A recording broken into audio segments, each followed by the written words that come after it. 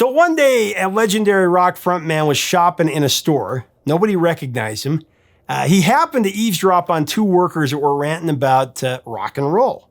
It was such an interesting conversation to him, he borrowed a piece of paper and he started writing down what they said verbatim.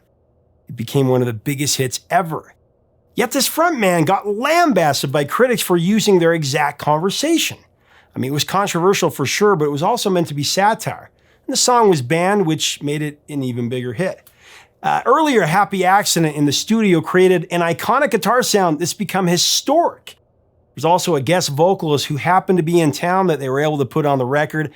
You won't believe this story. It is so good. It's coming up next on Professor of Rock. Hey, music junkies. Professor of Rock, always here to celebrate the greatest artists and the greatest songs of all time. I'm telling you. You know, if you remember trying to figure out how to transform a car into a robot or vice versa without looking at the instructions when playing with Transformers back in the day, you're going to dig this channel of musical nostalgia.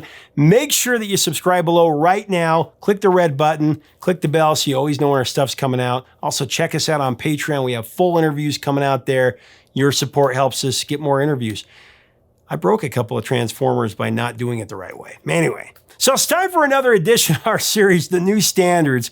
This is the show that takes an in-depth look into songs that transcend genre, decade, and fads. Songs that are monumental touchstones in our culture and within our society. Today, we're breaking down an all-time classic from around the same time, 1985. A song that boasts one of the most iconic riffs of the 80s, if not ever. Has a great story. Here's a taste.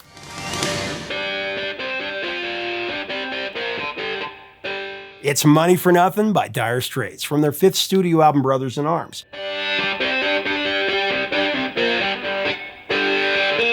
Brothers in Arms was a blockbuster LP, no doubt about it. Released in May of '85, this was not only Dire Straits' biggest album, but one of the biggest selling albums ever recorded. Moved more than 30 million copies. Got my copy from when I was a kid back there. It's also at the forefront of cutting-edge recording technology. Although pressed on vinyl and cassette, Brothers in Arms was one of the first albums to be released on CD, compact disc. Now, before Dire Straits began to record the album at the Montserrat studio, where the Police usually did, Knopfler had already written all the songs and rehearsed them with his bandmates. The studio lineup consisted of Knopfler on lead guitar, John Ilsley on bass, there was Alan Clark on keyboards, and Guy Fletcher, who is new to the band, playing a synth rig that consisted of a huge new Yamaha DX1, a couple of Roland keyboards, and a synclavier. Terry Williams manned the drums, of course, though the group added coveted session player Omar Hakim to re-record some of the drum parts on Money for Nothing. Actually, I've interviewed Omar before. A great guy. Apparently, the recording studio was very compact, only 20 feet by 25 feet. But the sound of the room was supreme, thanks to the Neve 8078 soundboard. Brothers in Arms was produced by Mark Knopfler and Neil Dorfman, a Grammy Award winner who had also produced records for Paul McCartney, Sting, and Bruce Hornsby. In all, there would be 5 singles released from Brothers in Arms, beginning with So Far Away. Love this song.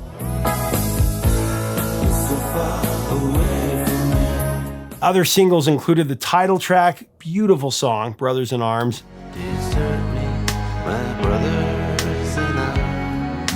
The jovial ditty Walk of Life, Your Latest Trick, and of course today's featured track, one of the greatest songs ever, Money for Nothing.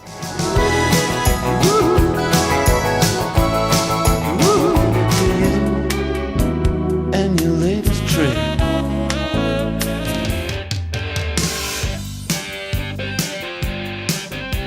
The Brothers in Arms spent 9 weeks at the #1 spot on the Billboard 200 album chart. It sold over 9 million copies in America alone.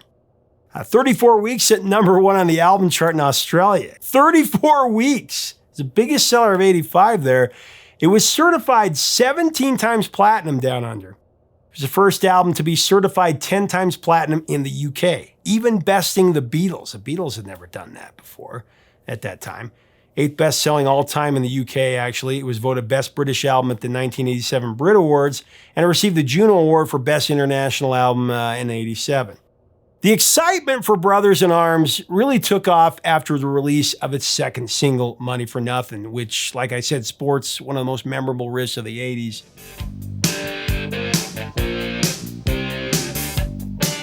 It's a track that was riveting for its realism, but it was also a culprit of controversy, for sure.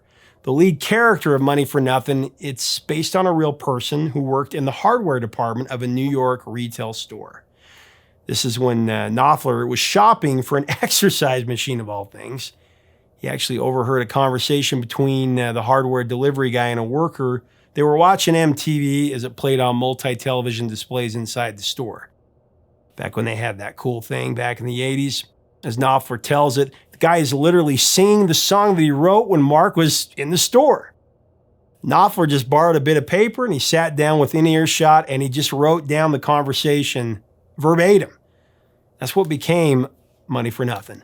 Said Mark, I wanted to use a lot of the language the guy actually used when I heard him because it was just more real. That's the way you do it. Money for nothing and your chicks for free. The conversation between these two meatheads, as Knopfler has famously called them, it included some hilarious lines that are now part of pop culture vernacular for sure. Maybe get a pistol on your little finger. While watching the video on MTV, the song's narrator, the real guy, he makes jealous and ignorant comments implying that rock stars make the big bucks by doing nothing, just looking pretty and playing a guitar. Now that ain't working. That's the way you do it.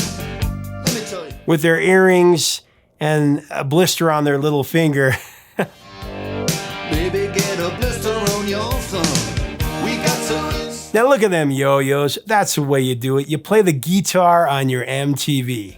Now look at them yo-yos. That's the way you do it. And that ain't working. That's the way you do it. Money for nothing and your chicks for free. That's the way you do it. Money for nothing and your chicks for free. Despite the song's mega success, Knopfler took a lot of heat for his lyrics. I talked about this when we were talking about the album some years ago, but various publications expressed their objection to the song's lyrics, particularly the gay slur in the unedited version of the song. And the unedited version was banned from the airwaves in several countries, including parts of Canada, which made people want to listen to it even more. That's what happens when you ban things. But Mark defended what he scribed because of its authenticity. He just didn't want to censor the attested dialogue, no matter how crude or politically incorrect it was. Now, to go deeper on Knopfler's staunch integrity, it's important to point out that long before he was a rock star, Mark Knopfler actually studied journalism at Harlow College in Leeds. Even beyond that, he was a junior reporter for the Yorkshire Evening Post. In an interview some years ago with Uncut magazine, Knopfler said that his journalistic experience fed into Money for Nothing. It's very interesting, actually. Great interview. You'll have to read it. He said, I was reporting verbatim what that particular guy thought of musicians. I transcribed his words there and then. He was a meathead. To him, being a rock star was easy, hence the line, that ain't working. To remedy any prohibition and make it more palatable for radio play, Warner Brothers manufactured a version that removed the controversial lyrics and it cut the length in half from the 8-minute, 26-second album version to a single edit. It's just over 4 minutes. That's what they do with those songs, right? We got to install microwave ovens. The 8-minute version is the only way to go. I love the guitar on this song. Money for Nothing begins with the famous vocal fade-in by Sting singing, I Want My MTV.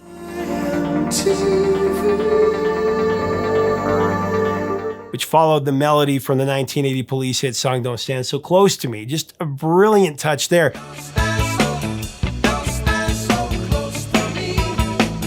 It's a lyric that MTV obviously loves since it was the basis for the network's promotional campaign.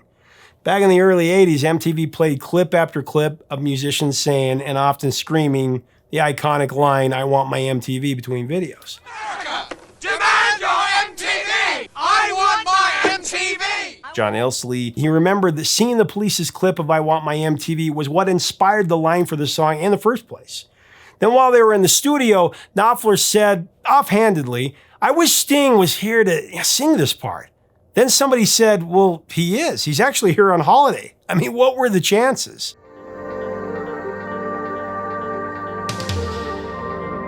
As we continue to break down this classic song, I do want to thank our sponsor, Zenni Eyewear, the glasses that you always see me wearing on here.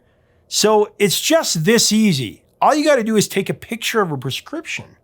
The prescription you get from a doctor, your eye doctor, then add it when you're ordering your Zennies as a photo. They take care of the rest from there. Design your own frames and get up to 80% off of regular retail prices for glasses.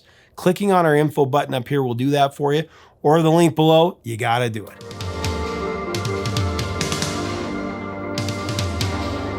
So how cool is that? I mean, Sting being in town right when they needed him. I mean, it was a fortuitous turn of events, but not as much of a coincidence as you might think. Like I said, the police had a history of recording at Montserrat. Sting used to go there for the windsurfing as well, so he was there a lot. I guess someone had spotted him out jogging the dirt trails, and the band just tracked him down from there. One phone call later, Sting was having dinner with the band. That's all it took. After playing him the song, Sting is reported to have said this: "You've done it this time, you bastards." Mark said that if he thought it was so good, why not add something to it? So the following morning, Sting shows up, he warms up singing I Want My MTV over and over again, and then he just laid it down. That was it. Didn't take too long. Even though it was a small contribution, Sting's vocal, it was iconic. Really made the track shine. He also got a co-writing credit on one of the biggest songs of 1985, which is when he released his solo album as well. As for Knopfler's contributions, his lyrics and the delivery of the line, "That's the way you do it, you play the guitar on your MTV." So cool, one of the coolest lines ever. So collected. Do it.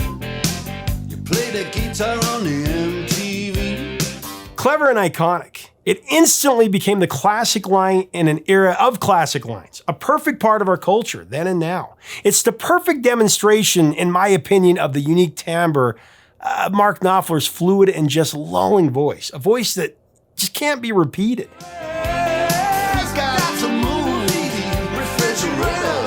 So during the recording of Money for Nothing, the signature sound of Knopfler's guitar, it may have been enhanced by a happy accident. This is so cool. It was a microphone placement. Knopfler was using his Gibson Les Paul going through a Laney amplifier while setting up the guitar amplifier mics. Guitar tech Ronnie Eve, who was in the control room, heard the amazing sound before co-producer Neil Dorsman was finished arranging the mics. So this is what he said about it word for word. One mic was pointing down at the floor. Another was not quite on the speaker, and another was somewhere else. And it wasn't how I would want to set things up. It was probably just left in that position from the night before when I'd been preparing things for the next day and hadn't really finished setting up. What the production team heard, though, was exactly what ended up on the finished record. No additional processing of effects were used during the mix. A lot of people don't believe it. Absolutely true.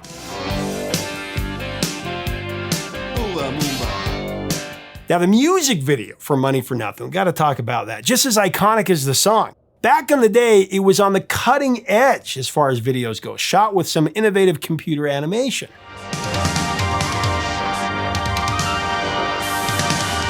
Very creative, I must say. The video was helmed by progressive director Steve Barron, who also conducted the acclaimed videos for a-ha's Take On Me and Thomas Dolby's She Blinded Me With Science.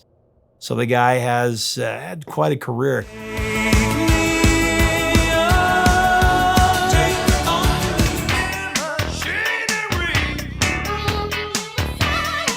And not surprisingly, MTV was salivating for this video. They were just as enthusiastic about the video as they were about the song. However, there was someone else who was not. Mark Knopfler. In general, he was very anti-music video, didn't believe in it. His view was that music videos would destroy the purity of songwriters and musicians.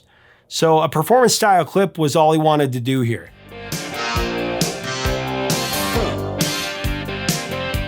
That left Steve Barron with the unenviable task of trying to change this guy's mind. Now, as Steve tells it, he was working on a lot of post-production videos at a company in London at that time.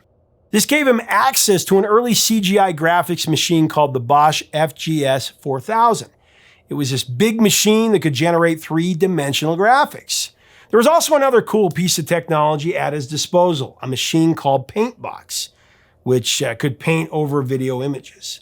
Now, as Steve was putting together concepts for the video, he thought that instead of just having the band playing, he could paint over them to add, some visual interest, some pizzazz.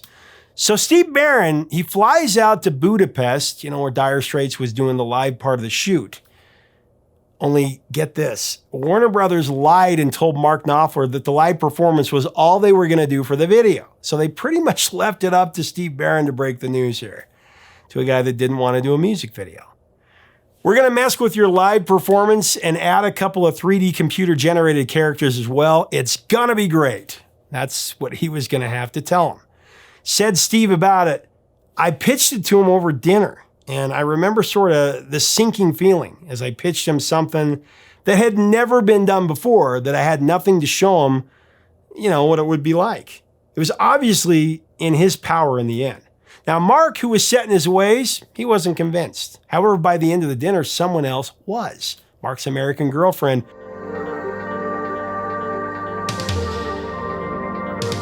Thank goodness she was there.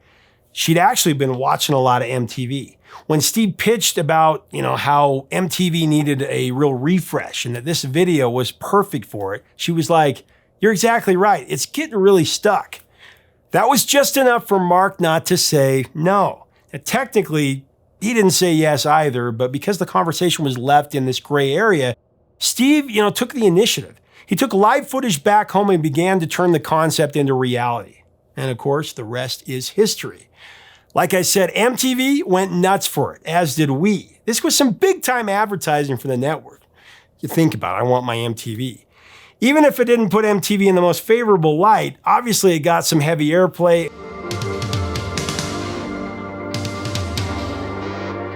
And it became one of the most popular and iconic music videos ever, not only in the US, but around the world. In fact, it was actually the first video to be aired on MTV Europe. The network launched in August of '87, and as you can imagine, it was a staple on that channel as well, played in heavy rotation.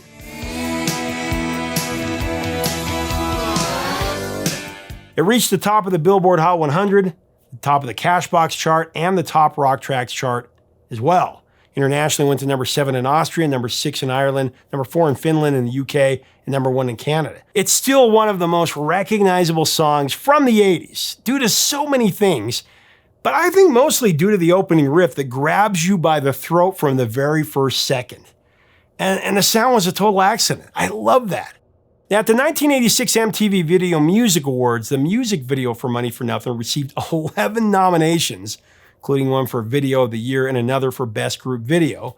Money for Nothing won Best Rock Performance by a Duo or Group with a Vocal and was nominated for Record of the Year and Song of the Year at the 1986 Grammys as well.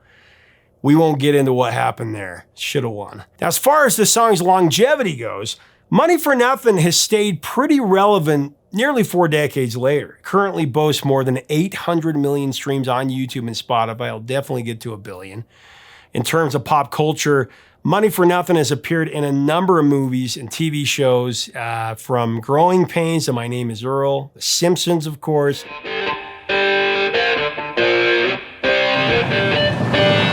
Kingsman, The Secret Service, Despicable Me 3, and it was just on Willow the series.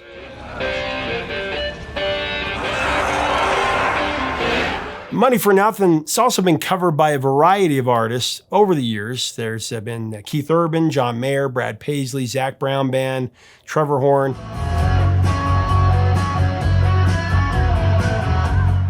And in 1997, Mark Knopfler teamed up with Eric Clapton, Phil Collins, and Sting and played the song at the Royal Albert Hall in London. Very cool version there.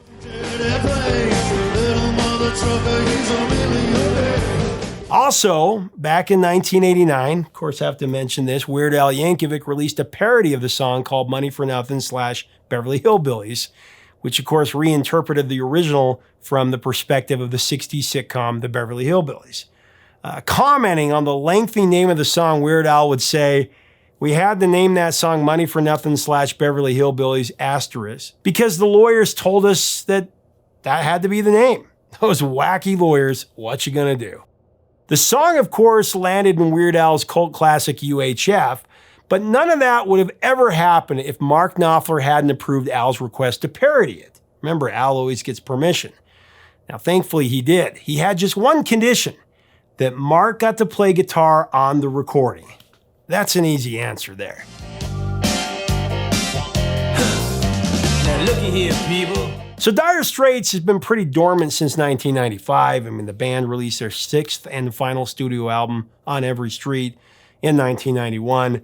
And this will likely remain the group's swan song, unfortunately. Mark Knopfler continues to tour successfully as a solo artist. But the inside word is that he has no interest at all in reforming Dire Straits. Regardless, at their zenith, Mark Knopfler and Dire Straits gave us their opus Brothers in Arms, an album that will forever remain one of the true masterpieces of the rock and roll era, one of the greatest of the 80s. It's one of those rare albums that we all owned, and one that our parents owned too. I mean, not many records fit into that category. I remember buying the cassette. I mean, my dad already had it on vinyl. As I've mentioned so many times, my dad and I listened to a lot of the same music together, especially the stuff he introduced me to. You know, the Beatles, the Beach Boys, the Bee Gees, Neil Diamond, Motown, all that stuff. But, you know, for modern music in 1986, the list was a lot shorter. I mean, my dad didn't listen to Motley Crue or RANT. And I wasn't open to the country music of Ronnie Millsap and Randy Travis that he would listen to occasionally, he was getting into. There are a few modern albums that we could both agree on. I guess at that time, Billy Joel's The Bridge, Phil Collins' No Jacket Required, Invisible Touch by Genesis, some Springsteen, and of course, Dire Straits, Brothers in Arms. That's the reason that I think Brothers in Arms was such a blockbuster. It transcended generations. As far as Money for Nothing, that was the song that made this all possible. I mean, don't get me wrong, this entire album is fantastic. But without that iconic track, I think it just doesn't have the same impact.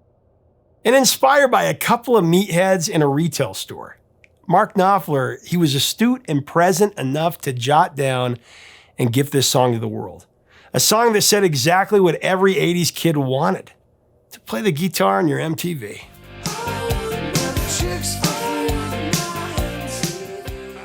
Hey, thanks so much for watching. Leave us a comment about this amazing album, blockbuster for sure, and about this song, this band. What are your memories of Money for Nothing, Brothers in Arms? Let us know in the comments below. Let's have a great discussion about Dire Straits. If you like our content, we invite you to subscribe. We'd love to have you to talk about this great music. Until next time, 3 chords and the truth, my friends.